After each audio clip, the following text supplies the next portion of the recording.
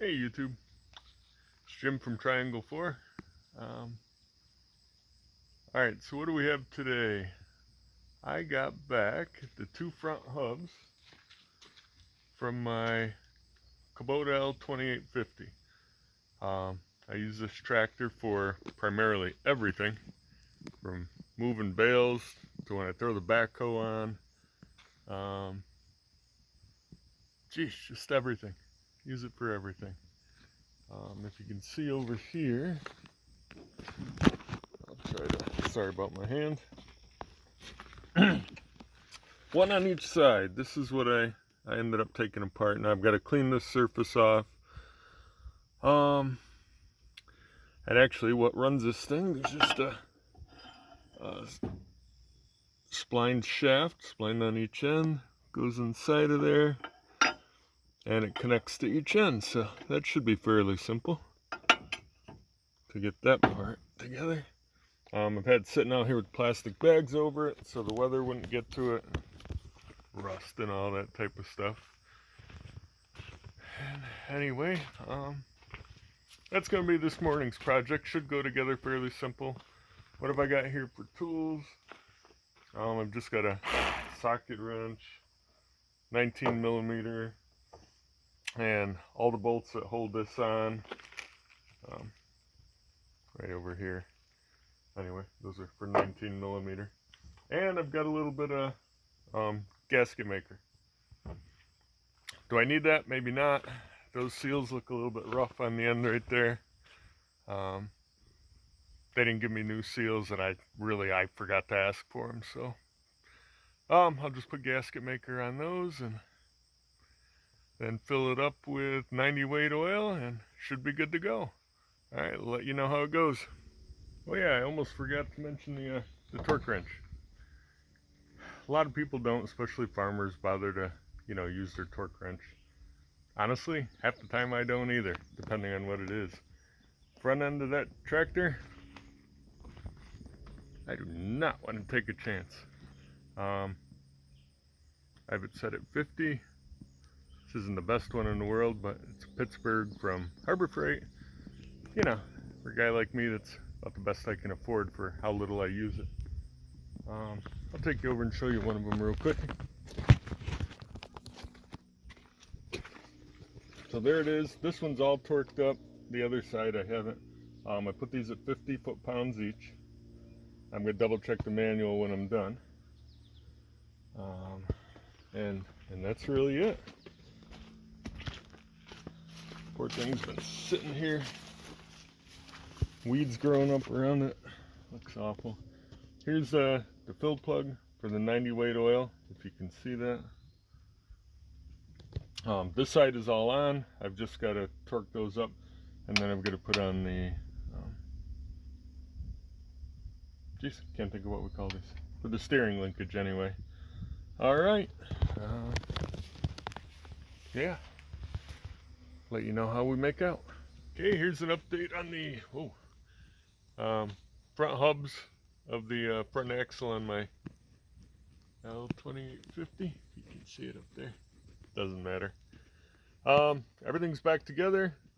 Filled the oil through. I've got a dipstick with a fill plug right up here.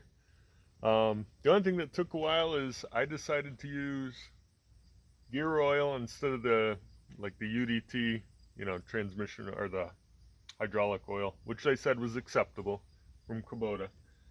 I went with the gear oil because I figure it's stickier, which may or may not be a good thing. When the weather gets cold, I'll have to rethink that. But the bearing in the top of this knuckle, nice big bearing. They had it packed full of grease, probably lubrication, but also keep it from rusting before fluid got in there. It took the longest time for the oil to get from inside the axle housing and work its way down into the lower part of this canister kind of thing.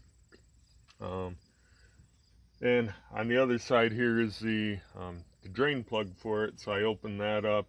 But also up here there's and my book doesn't even show this, but there's a access bolt right there, and you can see the top of these teeth. Now maybe it's just for inspection for the gear, but I left that open as an air bleeder, and not where the weather could get to it or anything like that, but just for air to get into. And it seemed to do a good job. So anyway, what's left to do is put the tires on and ready to go. Okay, my tools for today. It's like a little impact gun for my craftsman collection, whatever. I've got my impact sockets from Harbor Freight. Hey, they work good. What the heck? And magnetic tray. And if you don't have a magnet tray, God, it's worth investing in. When you see that nut, yeah, that's a lug nut. Just worth not losing these things all over the place. Stick it someplace like that. Get your washers, your nuts, you know, put them all in there so you don't lose track of them. So yeah, that's all I really need for this job. Back in a bit. Yeah, I don't know if you can tell that sky behind me. It's looking pretty angry. So I'm not gonna film too much of this. Let's see, I did forget two more tools. One is a lug wrench to tighten everything down before I torque it good. And the other is, I have an old toothbrush. You can also use a wire brush. When I cleaned that off and I went to fix things, I still got, you know, mud and old grease and stuff on these threads that I really don't want caught in there. Probably a little wire brush should work better. But in this case, I'm just gonna use this old toothbrush to kind of knock things out of the threads.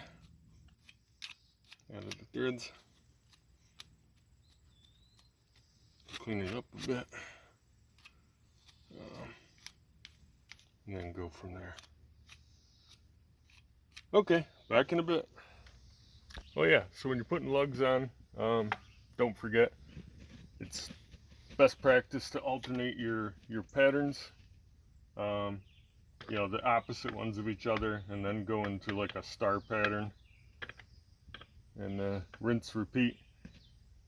You know, get them on there snug, then tighten them a little more in the same pattern, and then let your gun do its full-on thing.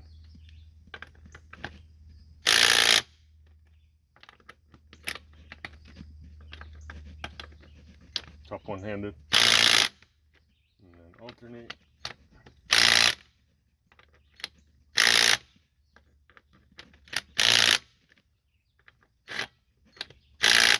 And then if you got a stronger gun, maybe that's enough. If you don't, that's why I brought the lug wrench. And if you've got a good, what do I want to call it? Torque wrench. You can torque them to spec. Honestly, I'm not going to do that today. I'm just going to do them by feel, and I feel that I can get a pretty good adjustment that way. That's just me, right or wrong. I'm not telling you how to do it. All right, thanks. Be back. Okay, here I am sitting on the tractor. Guess we're going to give it a little bit of a test start. I just went down, took out the blocking underneath the tires, the front end actually. Retorqued the front wheels with the lug wrench. We'll see how she does.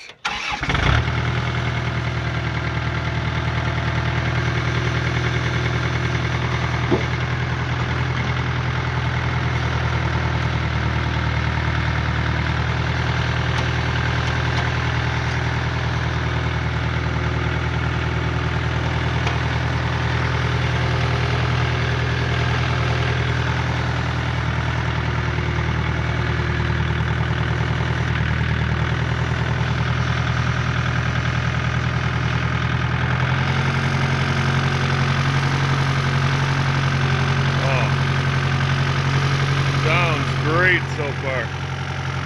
Not that I would expect anything different.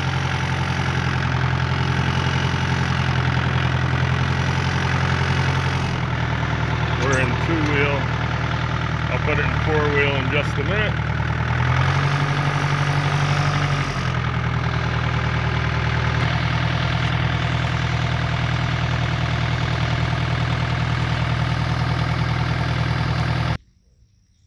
Okay, well, I've given it just a little bit of a run here.